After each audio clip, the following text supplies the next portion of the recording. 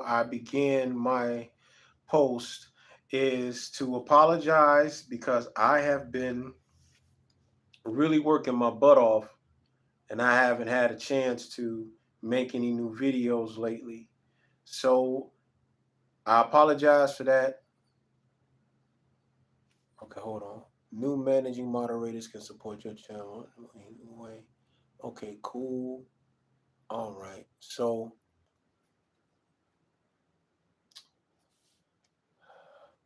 it's May 2026 and the grind is definitely real. Let me start by saying you are a part of the We Ride for a Cure channel. And if anyone gets a chance to watch this while I am live, thank you so much for allowing me to entertain you while giving you some of the wisdom that I have concerning health. Today's message is you, the problem, and the solution. I made a video last year talking about this subject matter, and while I have a chance, I'm actually about to load onto my Facebook page before I finish the night, and I'm going live now while I have 35% on my phone. So let me finish this up real quick.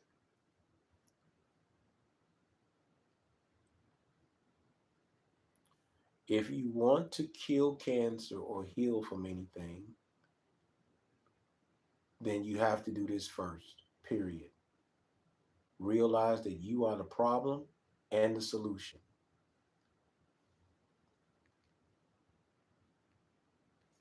All right. 2, 1. All right, so peace to everybody. Shout out to everybody on the YouTube page. Shout out to everybody on the Facebook page. I am officially on both pages. I'm going to make this video. It's being recorded. It will be on my YouTube page. My YouTube page is We Ride for a Cure.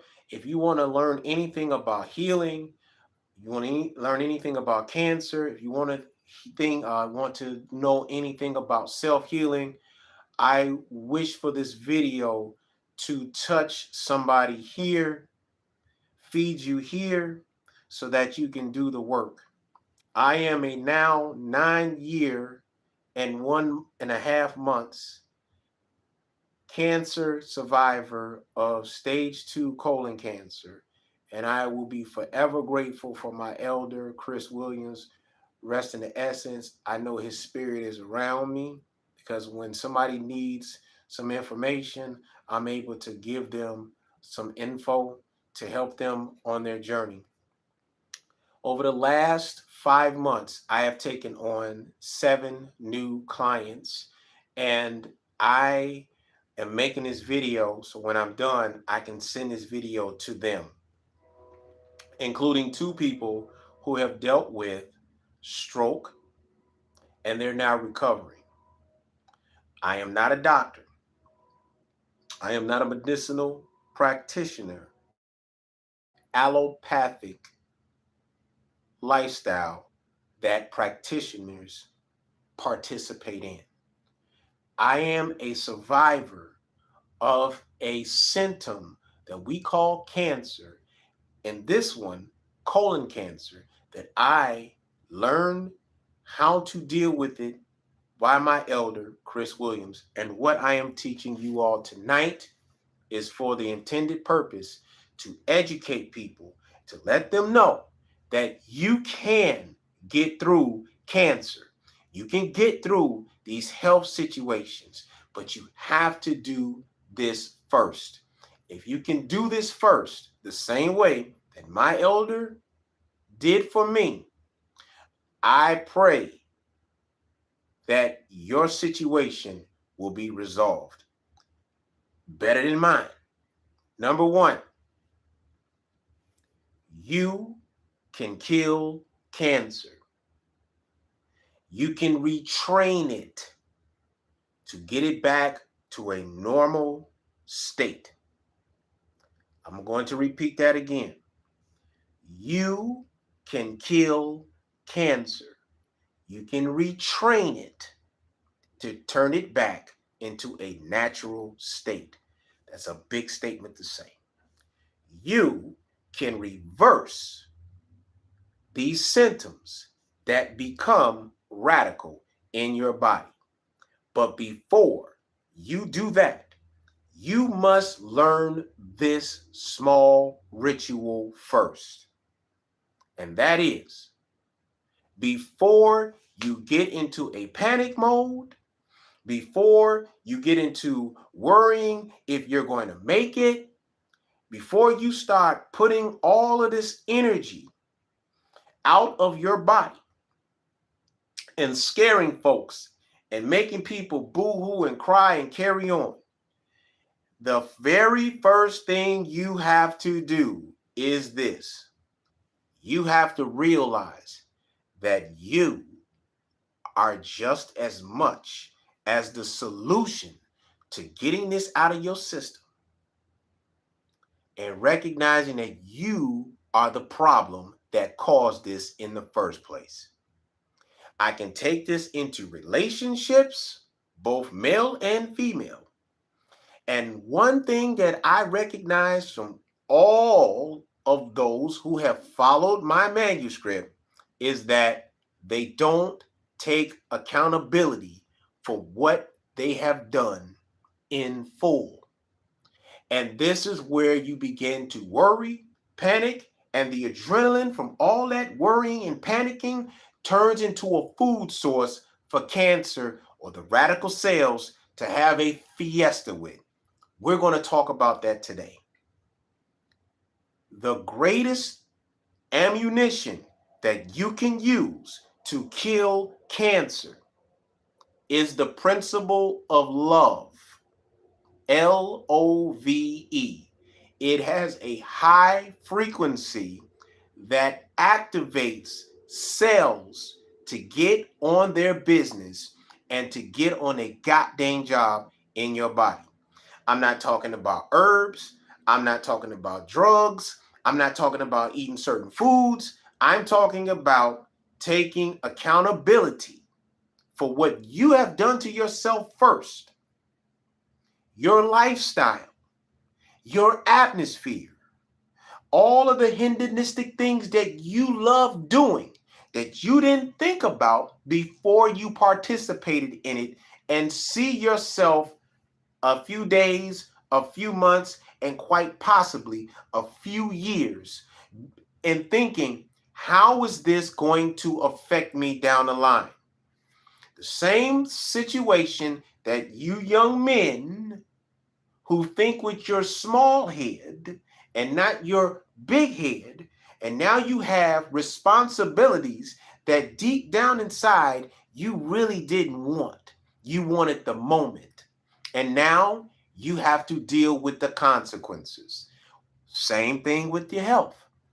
Cancer, though it is not a death sentence, it can be. But if you don't take accountability for the fact that you're eating food that you know is not good, though it just tastes good, you're doing things that you know is not good for your body, but you do it because you're looking for a quick moment of pleasure. And all my old schoolers know a few minutes of pleasure can cost you a lifetime of pain. You're eating all these donuts, you're drinking coffee, you're eating all this fast food, you're eating all these hot foods where you don't know what they put in the ingredients. You're smoking, you're drinking, and you're doing so much of this because you're looking for a 45-minute thrill. Let me elaborate on that. A 45-minute thrill is all a high is going to give you. Other than the munchies, you're going to want it again. And once you get depressed, once you get angry, once you get in a confused state, the first thing your body is telling you, you need a fix. The same way a drug addict needs a fix because they can't deal with reality. And this is where our beautiful practitioners catch y'all up. We're going to stop that tonight. You You have to take accountability for the fact that it is your fault and your fault alone that you allowed yourself to come to this state. And you got to take a look in the mirror and tell yourself, and for our women, this is a biggie for women. I have tested this theory and I have not gotten the answer yet. Women, if you cannot look at yourself in the mirror without anything on you other than what you came into this world with, and say to yourself continuously, I love you, I love you, I love you. Not, I love my mother, I love my father, I love my children, I love my husband. No, if you can't say, I love you at least 100 times, that's 5 minutes of telling yourself that you love you. You, my friend, have a problem because people can dedicate themselves to 5 minutes of a 45-minute thrill, drinking, with absolutely no problem. They can dedicate themselves into 5 and 10 minutes of getting high with no problem, but they will run for the hills to tell themselves for 5 minutes, I love you as you are. The same way that a person who gets sick, who has an illness that can possibly take them off this planet, has a fear of saying to themselves, I love you enough to stop what I'm doing that got me into this situation and to work things out. Love is the highest and most deadliest frequency that could kill any illnesses that you are suffering from. Once you start showing that you love yourself, not buying clothes, not getting a car, not buying jewelry, not trying to look fresh to death, pop your collar and all that, but actually you saying, I'm going to get up, I'm going to get some water, I'm going to learn how much water I should put in my body, I'm going to stop smoking, and if I have a problem with it, I'm going to find what is necessary for me to stop smoking because this is not good for my lungs. My body needs oxygen, clean oxygen, so that I can fix this problem. You're going to have a problem with healing if you can't do that. I'm going to stop eating this soul food that has so much sugar and dairy and unclean meat, so that my body can actually get this stuff out of my system that needs to come out of my system, so that I can lose this fat or this waste that's turning into cancer food, that's turning into excess weight, where my legs have a lot of water, which eventually will end up having to amputate your leg because you're dealing with diabetic issues, which means that you will have to go to dialysis, which means that you have to get all this stuff taken out of your system to clean and put it back in. And somebody's getting rich off of your misery. All of these problems within 3 months can be fixed once you take the steps and say, I love you enough to fix my problem. That is why you're failing. It's not the supplements. It's not the diet. It's not the health regimen. It's not the best foods that are healthy for you. It's the fact that you don't love yourself enough to say, we're going to get through this, but we're going to go through this step by step, day by day, and fix the problem. How do you fix the problem? What do people who have addictions have to do? It's called self-admittance. I'm responsible for this. I'm going to use my story, and I hope that I inspire you. I took accountability for the things that unfortunately unfolded in my life in 2013, 2014. Not that I purposely tried to quote unquote mess up, but things happened. And unfortunately, it cost me everything. I was in a very depressive state of mind. I was losing everything. My marriage, my business was not at the best.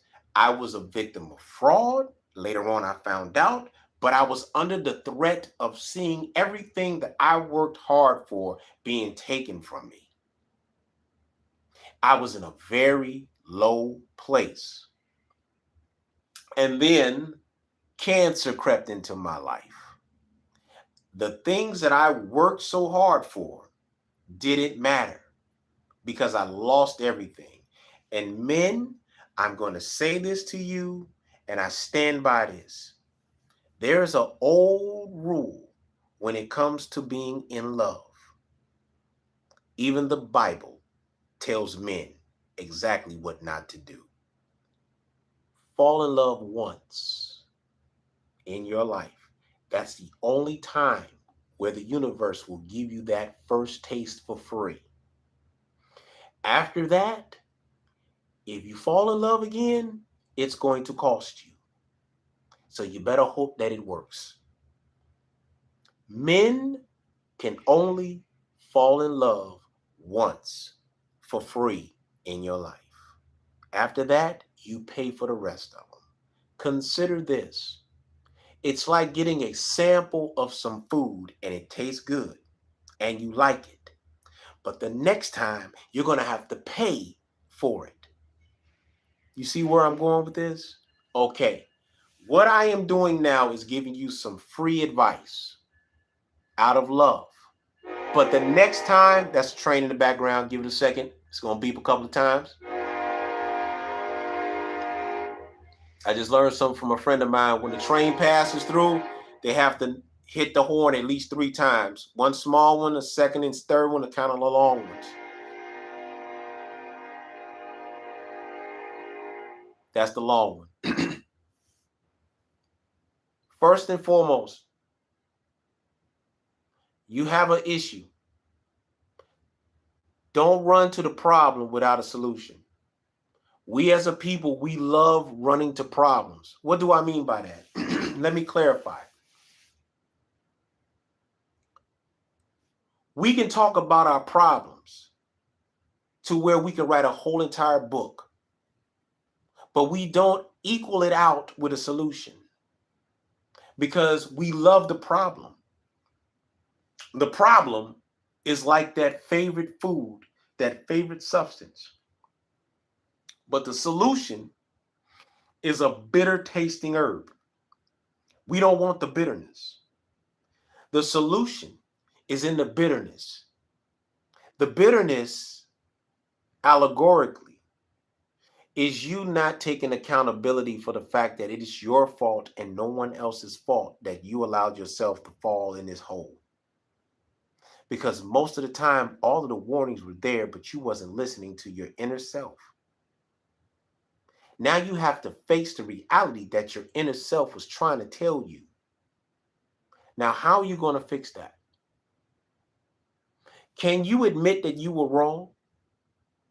To yourself, not to anybody else. Stop trying to impress people. Stop trying to get sympathy from people. It's not about them being sympathetic. It's about you taking accountability for what you didn't do. I'm going to stay in that mode. You're lazy. You're lazy to yourself. But you act as if you got everything together in front of people that don't have your best interest because you're trying to impress people for a moment, but you're scared to face your own reality. You're the problem. You're the solution. You may have to cuss yourself out. You may have to sit down there and tell yourself about yourself, I don't like you. And mean it. This is real therapy. You have to tell yourself what you don't like about yourself.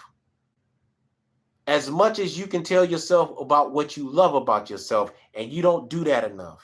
You only do it when you want to please and impress people. It's not about them. It's about you. You don't like how your body looks? No drug, no influencer, no matter how nice they look, no matter how seductive they and encouraging they sound, if you don't get off your lazy butt and do push-ups, sit-ups, walk, jog, whatever you got to do, your body's never going to get in shape. Your body is going to respond to how you react. So if you're telling yourself, get up and do this, your body has no choice but to react and respond. If you truly believe in you loving you, you,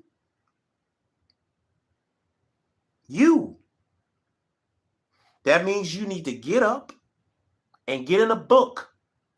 You can ask all the questions in the world, but if you don't get up and get into a book and actually read up on what's going on with you, you will never find the true answers. You are the problem, and you are the solution. You got to get up and say, I refuse to fall off the wayside. And if I got to battle myself every day until I get it done, so be it. So be it.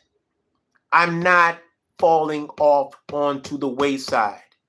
When y'all want to drink, you ain't got no money to pay your bills, but you got enough money to go get a drink. You ain't got enough money to pay your phone bill, but you got enough money to go get some tobacco. You got the energy to do it. You just redirected it into the wrong area in your life. You are the problem and you are the solution. You got to look at yourself and tell yourself, I don't like what I'm seeing. And you got to mean it. I don't like what I'm seeing.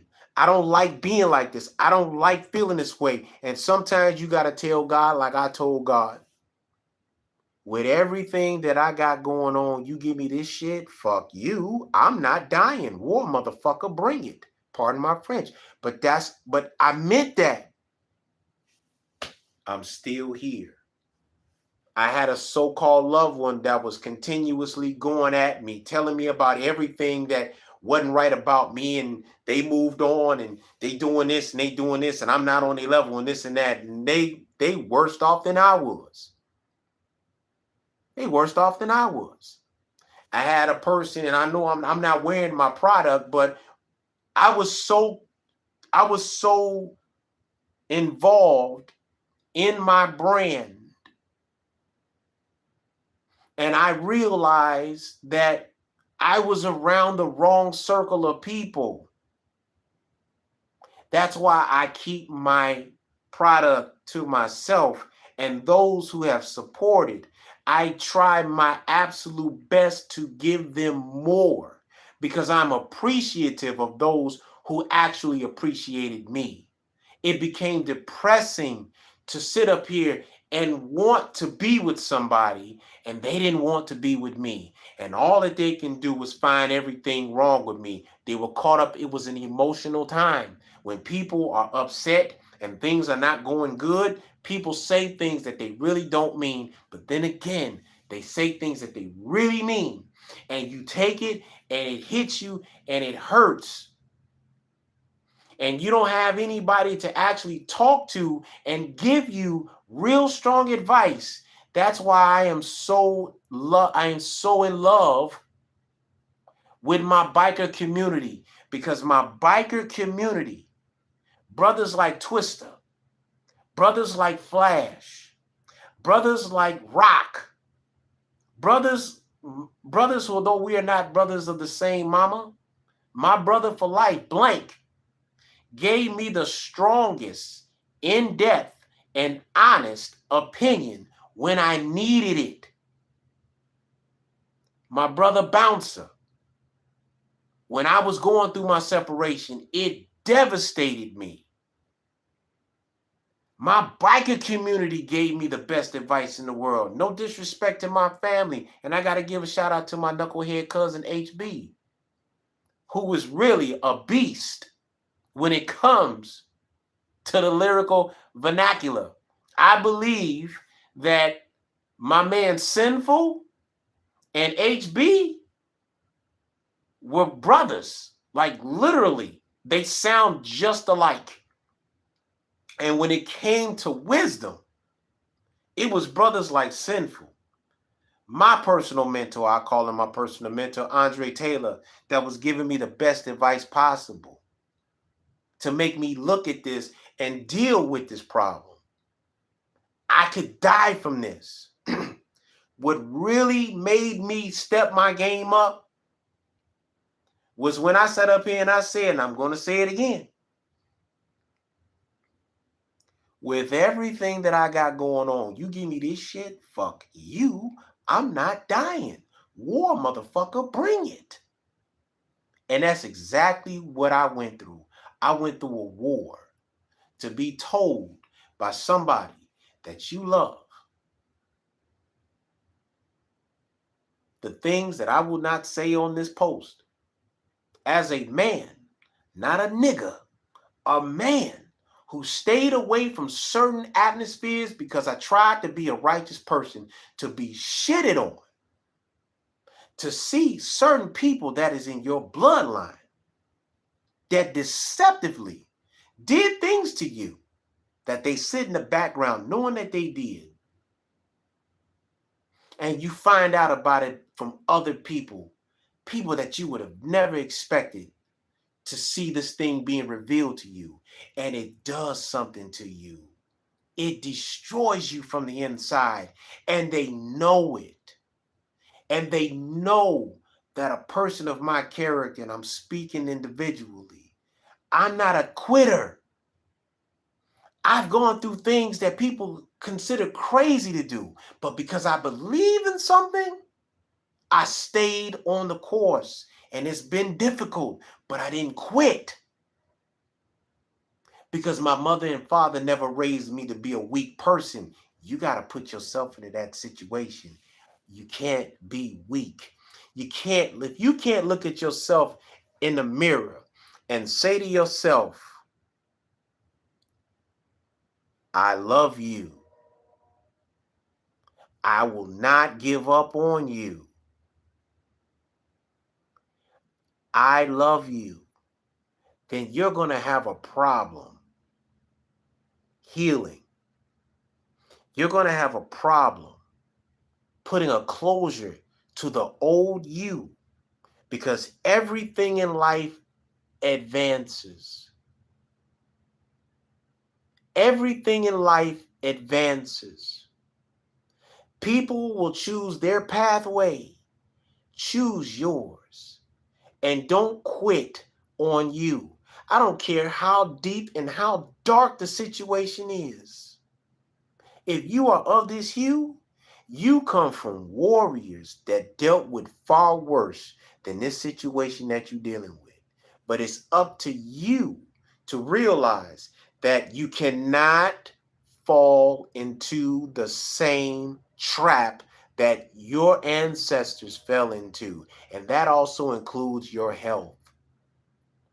You can't eat the same way that your grandmama, your mama, your great grandmama, and so on ate and expect a better outcome. You can't expect people to rescue you after you done, quote unquote, allegorically defecated on the floor. First time, okay. Second time, no. Third time, are you out of your mind? How do you think? I'm sorry, let me repeat that again. Why do you think you're in this situation in the first place? How did you catch a stroke? How did you get diabetes? How did you get cancer? How did you get to this point? Don't blame nobody but yourself.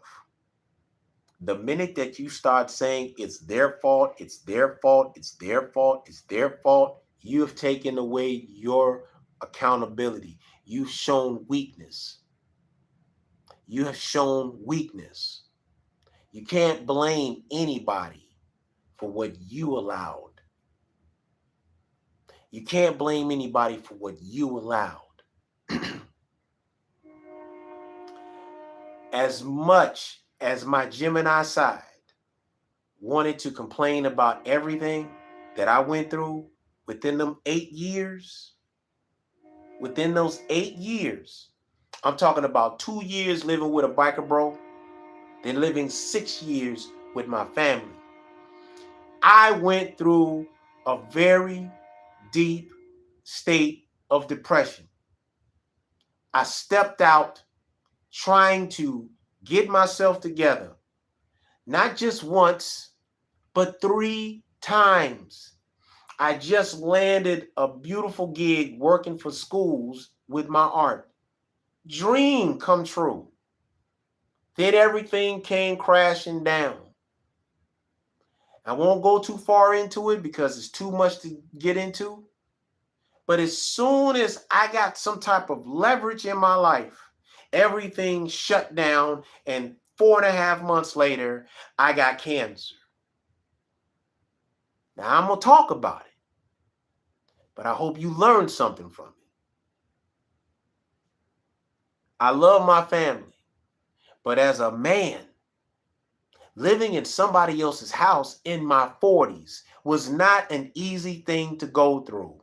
And if my family ever watches this video, this is nothing against y'all, because I know that I am my father's son.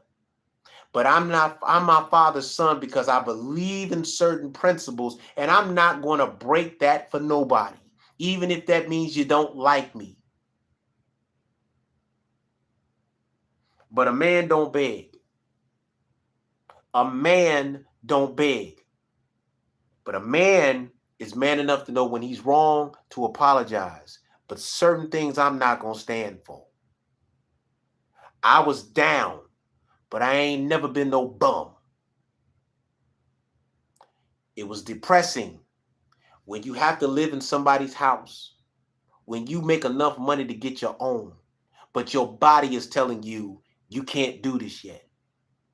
I've tried for 5 years to get me a place, saved up the money, was hospitalized not once, not twice, but 3 times. And the last time, it almost killed me. I went to counseling, and that's when the healing started to kick in. It's still sometimes hard to deal with. But men, if you are a woman and you watch this, men, we have to deal with the fact that if we don't succeed, we ain't shit in the eyes of the world. And women, you have an incredible ability to allegorically take that umbrella when the storm is hitting that man and say, I got you. And tell that man why he is great. Yet some of you all fall to the wayside and you put that man on a stake to crucify him. And then you expect for him, with all of those holes in his body, the whips, the thorns, and all of the stuff that went on during that punishment, to get back up and act like everything is normal. That's what the world thinks about us. And you don't think that we don't have the right to be angry and we want to stomp everybody? Now add that along with having cancer. To my family, if you watch this, that's what I went through. And the moment I got some of the best advice from several people, including a woman by the name of Eloise, affectionately called Ella, who I found out in our gatherings that at one point in her life, she was a prostitute. And she gave me some of the best game about women that if you want me to scare you, ladies, ask me what she said about y'all. And every time I've said what she told me to a woman, the look on their faces was like this. He knows. The best advice I ever got from a man was by the name of Andre Taylor and Brother Kemet. Brother Kemet stayed on me, and my elder Chris, Mr. Williams, Doc Williams. The moment that I did self-evaluation and asked myself why this happened, and the answer came back, you got what you asked for. You got what you asked for. So you can't complain about something that you asked for. And when you got it, it didn't go the way that you thought it was supposed to go, but it went according to what you asked for. You just didn't give a proper description of how you wanted it. I hope you all are listening to me. When you ask for something, be very specific about what you want. You want to get high all the time? You want to get drunk? You want to drink? You want to act unruly? You want to be this way? Then make sure that you understand that for every action, there is a reaction. Be specific about what you ask for. I have never said anything negative about my marriage, about my divorce, and what I experienced. Because as a man, you take accountability for the good as well as the bad. And I've said this on plenty of occasions. Yes, it bothers me as a man to have gone through that, knowing that the woman that I was with is probably with somebody else. For a man, women, it is heartbreaking. Now, if Billy Riles was a player and I had a whole harem, maybe it wouldn't have bothered me so much. But that means that I disrespected my boundaries as a husband. No disrespect towards my ex. I'm just keeping it real. Some people don't know how to absorb this type of information because they're still stuck in an emotional chain that they can't break because they don't love themselves. I hope somebody's getting this. It took an elder to make me look at myself in the mirror and realize I got exactly what I asked for. Instead of being angry, be thankful. However, be thankful with boundaries.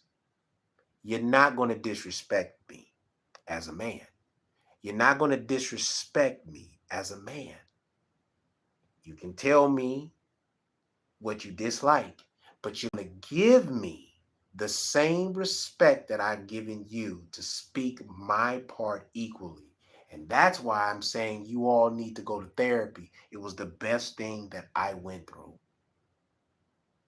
Because after I got broken down, shout out to our grunts. If you ever been in the military, if you ever been in the Marine Corps, they will break you down and then they will bring you back up.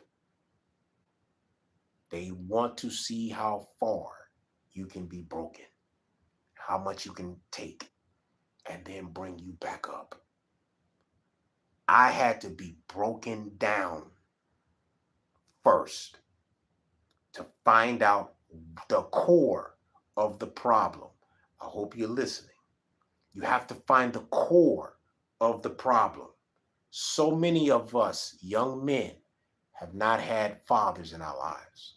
So many of us have not had the parents that we really would have liked to have had because those parents were still dealing with past issues and their lives were interrupted and they had to become parents. They had to stop certain things. They're still angry at what they could not do in their past. And you become the verbal punching bag. There's something that everyone has to deal with. And I still have a battle that I am preparing for because Allah is not going to allow me to avoid it. And I had to learn to speak from a place of pain, not hatred, not anger, from a place of pain that becomes the food source for the illness. You're the problem and you're the solution. I had to break that down to where I broke down and was asked to let it go and move on. But I did not know how to move on until I learned how to talk from the pain, not as a form of anger, but as a form of love and release. So many of you have not spoken from the pain without anger. And when you do that, when you speak from the pain, from love, you're going to break down. You're going to cry. You are going to break down so hard because that love is going to start releasing all of that energy that you held in your gut that becomes cancerous. This is Christianity in its purest form. This is why Black people are the greatest motherfuckers on the planet. Because even though we have gone through so much, we still love. Because we know love fixes everything. But the flip side of that is love ain't always got to be nice. Love ain't always nice. And sometimes love closes doors as well as open them. If you have not taken a look at yourself and spoken from that place of pain and come to that place of pain in love, you will never heal. You will never heal. There are people that will always try to find something wrong with you.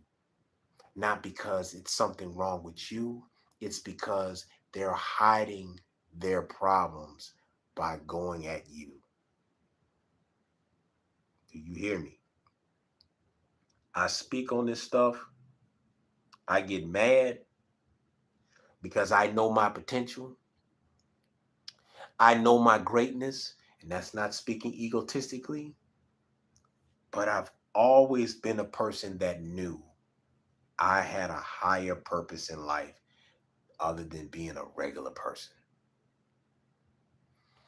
other than being a man with 2.5 kids, a car, and a wife, being a person that had a 9 to 5 job and retired and died. My path was the path that I chose, but I didn't have people to explain to me, other than a few people. The road to heaven is a road traveled alone. Ain't no partners on the road to heaven. It is only you and you alone. And if you are not comfortable with you and you alone, by telling yourself, I love you enough to push you to do better. I love you enough to tell you this ain't right. I love you enough to ask you, you, are you happy? Are you happy? And to say to yourself with all honesty, no. And then say to yourself, well, what are we going to do about it? Speak from that place of pain because you're the problem and you're the solution. You're the problem and you're the solution. And I've used that in so many different scenarios. Broken homes have problems that when the solution is given, they run away from. Marriages end up in divorce because people eat the problem. They run from the solution. People absorb the problems. They run away from the solutions. I'm going to say that in a different way. We love to run to the problem. We run away from the solution because the solution is bitter. The solution actually gets those parasites out of your body, that insecurity, that fake love, that low self-esteem, that ego, that pride, that anger that you put on people other than fixing the problem that is the root of the anger. We don't want to go to therapy because we do not want to hear someone tell us about ourselves and make us look at ourselves and realize that we are the reason why this happened. We want everybody to listen, but we're not listening. You want to be recognized, but you're not doing a self-analysis of yourself first. And you think that this cancer is going to get out of you? And you think chemotherapy is going to fix the problem? And you think radiation is going to fix the problem? And you think a person that don't know you, have never experienced what you're going through, is going to fix the problem and they're going to give you something that they have not used? We go around the problem. We go around the problem because going around the problem, we don't go directly to the solution. Did you hear what I just said? We go around the problem. We go around the problem and don't go directly into it with the solution. Because the solution tells you that you got to look at yourself. You got to look at yourself and figure out what is it that you keep effing up on and work on that one thing first. Fix that one thing first. To Hellman's mayonnaise with what everybody else is doing. Because if I realized that 8 years ago, I would have probably been in my own place. Instead, I'm so busy trying to do this to tell people that I'm getting back on the right track. I'm doing this, till a biker brother had told me, man, I see what you're doing, but you ain't ready to be on your own yet. You still got a lot of anger in you that you haven't fixed, man. You got to put that to a close. You get into another place and you get sick again, and you ain't going to be able to take care of your bills. You trying to do this too quick. You still here. You got time. But you got to put something to a close first before you move into this next part of your life. I hope that you all hear this. I tried so hard to do certain things. I misride my motorcycle, but I had a disconnected colon. And I'm trying to ride a motorcycle with a disconnected colon, which is dangerous. I'm wearing a colostomy bag that because of COVID, I had to wear this thing for 6 years, and I'm depressed, and it did something to me. I used to be a lightweight bodybuilder, and I have to sit up here and wear this crap. It's embarrassing. It's embarrassing to be somewhere that I don't want to be. And I ain't got no choice but to deal with it. It does something to you. Till you look at yourself and tell yourself, okay, we're going to get through this. We're going to work on this. I took 2 years to go through all of these scans, x-rays, all this stuff, going through medical papers, trying to get stuff together. They were sending my stuff out to the wrong place. They was getting my paper, and I'm getting pissed off because I'm tired of wearing this bag. I'm tired of wearing this bag.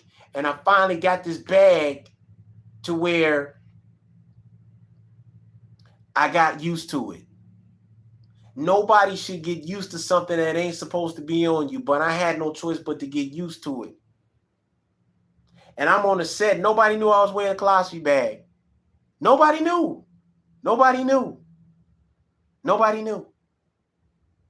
The only way somebody knew I had a bag on me is if I was getting searched. And I got searched a couple of times. And I'm like, officer, whoo, I don't have any weapons, but I am a cancer survivor. I am wearing a bag. Please be delicate in this spot, please. And they understood. But it does something to you because people have their own idea about that. But you have to deal with it. But it ain't easy. And you're going through COVID, and I can't get surgery because I'm a non-emergency. So now I gotta wait a year, 2 years, and 3 years, all the way up until 2023 when they finally did the last scan and they said I can do the surgery. And then comes the next challenge. Finally, this is going to be over. Now I need to find me a place. I want to be in my own place. 6 months after this surgery is over, I'm going to be in my own place. I was determined. But I was asked to go to therapy, go to counseling, because so many people who have experienced this need to get this out of their system. I met with some beautiful people. Brother Kenneth said this to me. Why is your marriage to this woman bothering you so much? And I told the man, and I'm saying this to you all, and I've never said this, but I don't have no shame in it. I felt like a loser. I felt like I wasn't the man that I thought I was supposed to be. And I felt like a loser. I felt like I was not important. And that even God cursed me. And she moved on. And that brother said to me, did you cheat on her? No. Did you beat her? No. You didn't have no babies out of wedlock? No. Did you fuck up money? No. Not intentionally. And after all those questions during that investigation, the man asked me, did you love her? And I said, hell yeah.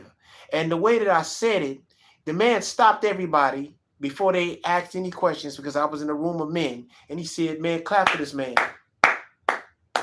This man been in the Super Bowl and he don't even realize he was in it. You have no idea. If we filmed this right now and women heard you say the way you love that woman, you wouldn't be single. You wouldn't be single. And the guy in the background, he said, hell yeah, because shoot, they saw that. They be trying to call you now. He said, Mr. Riles, from this point on, I need you to take a look at the mirror.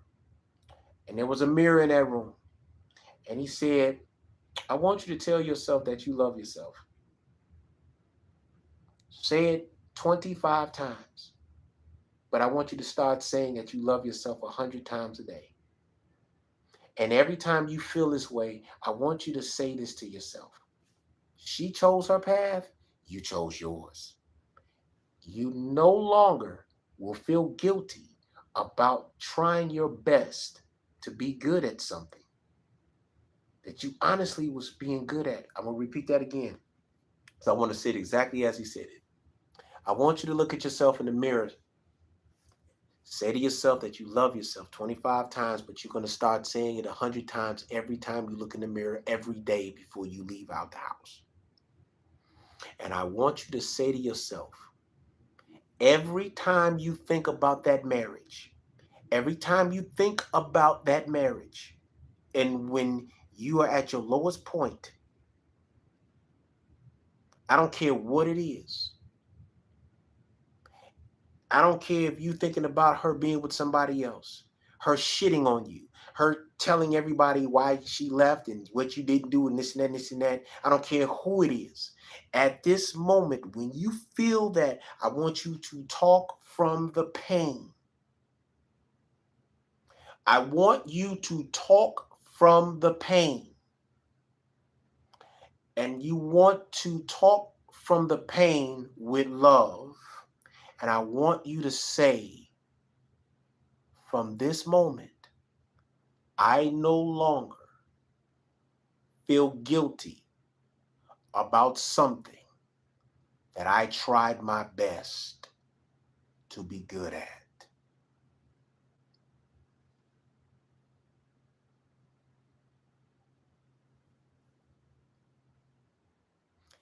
If you didn't intentionally try to hurt anybody,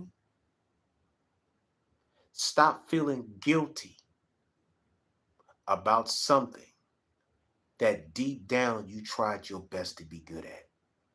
If you tried your best to love a person and they no longer want you, stop beating yourself up. They chose their path, you chose yours. Choose your path and be great. You are the problem, but you are also the solution. Look at yourself. If you didn't intentionally try to hurt yourself, then take that energy and fix it. You're going through it, but you're going to get through it. As a person 9 years after dealing with something that could have killed me, and I still remember that day and what took place. I will never forget it. But that was a stepping stone for me to tell you, with what I went through, and I'm still here, you can get through it. I didn't do chemo, I didn't do radiation. I dealt with this all natural. And because of the people that was in my corner, that I learned this stuff from. The people such as Doc Williams, my personal elder, the biker community, the MC community in Chicago, Kansas, Florida, New York, Georgia. California, I will always be grateful for the game that y'all gave me. My personal mentor, Andre Taylor, and the works that he is doing to improve men as well as women. And the late Eloise, who I affectionately call Ella, that gave me so much game during that time. I will forever be grateful. But that's one more person that I need to thank as well. I don't talk to him much. He's a hermit like me. Mr. Tony Lampkin. Mr. Tony Lampkin, my lodge brother, who when I told him I got cancer, he introduced me to my elder. And because of that elder, I'm teaching people what he taught me in the same way. And if you follow these instructions, cancer ain't gonna be shit. I promise you that. Thank you all for taking the time to watch this video. I'm going to do something that I should have did before I did this, and that's actually eat something because I haven't eaten all day, other than the blueberry muffin. But I'm going to eat, and I'm going to try to get some rest because I don't get a lot of rest. I don't get a lot of sleep. So I'm going to relax watching a movie and just relaxing for the rest of the day. To all of our mothers, you are our first teachers. Happy Mother's Day. Say that out of love. Rest in peace to my mom, Cleetta. Till next time.